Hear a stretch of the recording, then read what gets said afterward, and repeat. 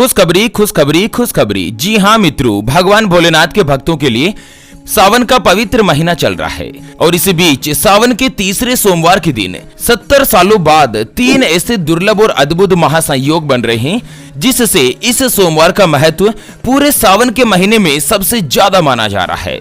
ज्योतिष शास्त्र के अनुसार ऐसे दुर्लभ और महासंयोग जो कि कई सालों के बाद देखने को मिलते हैं। सबसे पहले तो 19 साल बाद इस बार सावन में मल मास भी पड़ रहा है। ऐसे में सावन 2 महीनों का हो रहा है और सावन का जो ये तीसरा सोमवार है ना, उस दिन 3 ऐसे अद्भुत महासंयोग बन रहे हैं। सबसे पहला है रवि योग, दूसरा है लक्ष्मी नारायण योग, तीसरा धन वृद्धि योग महासंयोग बन रहा है ना 70 सालों के इतिहास के बाद। ऐसे में इसका महत्व कई गुना बढ़ चुका है। सावन के तीसरे सोमवार के दिन दान पुण्य और पूजा का महत्व भी 100 गुना होता है और साथ ही सावन के तीसरे सोमवार के दिन कुछ ऐसे महा उपाय है जिनको करके आप अपने जीवन की सभी परेशानियों को समाप्त कर सकते हैं, धन संबंधी दिक्कत को भी दूर कर सकते हैं। और 3 राशियां ऐसी है जिनकी किस्मत सावन के तीसरे सोमवार से ही बदलने जा रही है, उनके भाग्य के दरवाजे खुलने जा रहे हैं। तो एक एक करते हुए सभी महत्वपूर्ण और काम की जानकारी अपन इस वीडियो में जानने वाले हैं। ऐसे में वीडियो को पूरा लास्ट तक जरूर देखिए और हाँ मित्रों, वीडियो को लाइक जरूर करें और कमेंट बॉक्स में हर हर महादेव लिखते हुए वीडियो को अपने मित्रों के साथ फेसबुक पर जरूर शेयर कर दीजिए ताकि काम की जानकारी का जो अपडेट है ना वो सभी लोगों को मिल सके। दोस्तों, सावन का महीना भगवान शिव शंकर को समर्पित होता है।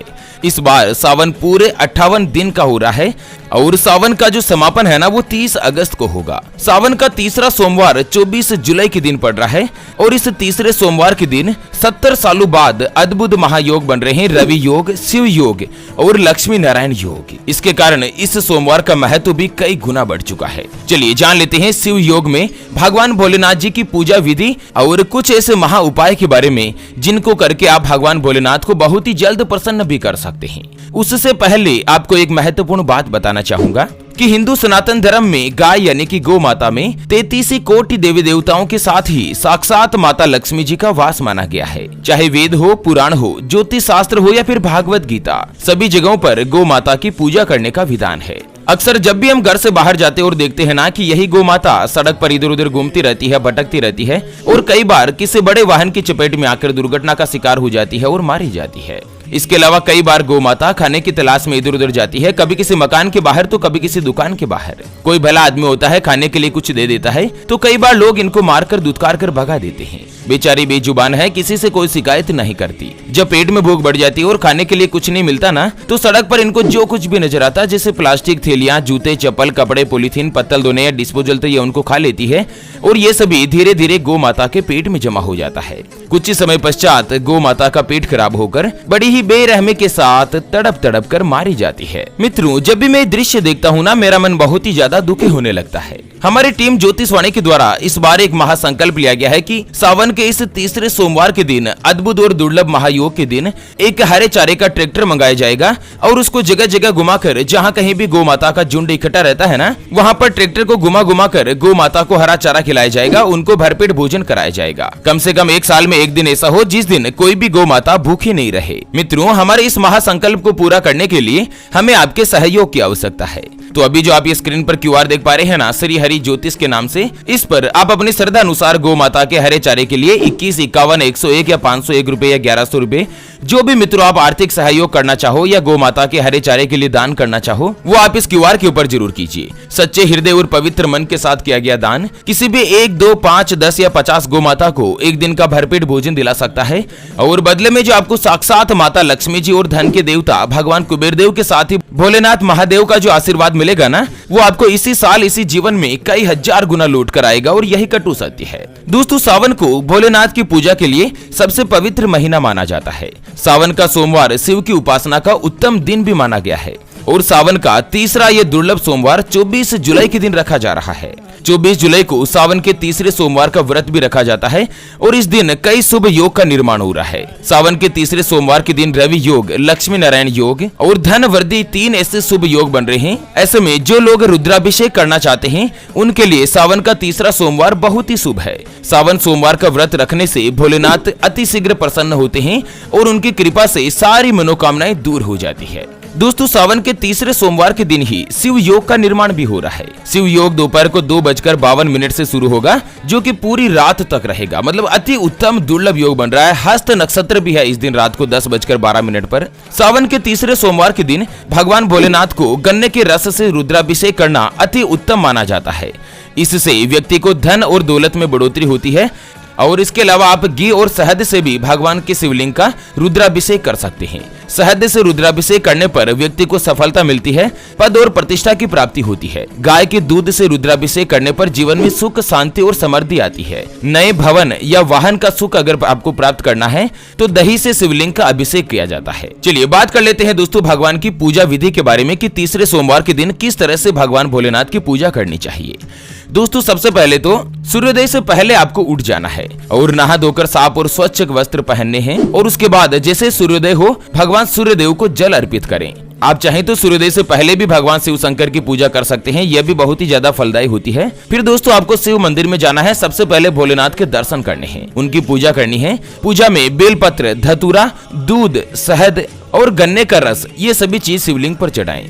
भगवान शिव और माता गौरी दोनों की एक साथ पूजा करें। ध्यान रहे इस दिन अपने इंद्रियों पर काबू रखना जरूरी है। किसी के बारे में बुरा नहीं सोचें, संयम से रहें, सादा फलाहार लें। और दोस्तों इस दिन बालों को नहीं कटवाएं, पति पत्नी शारीरिक संबंध भी नहीं बनाएं, किसी के प्रति बुरी सोच नहीं रखें। और उसके अलावा तामसिक और नशीली चीजें जैसे कि मांस, मदिरा वगैरह इनसे भी दूर रहें।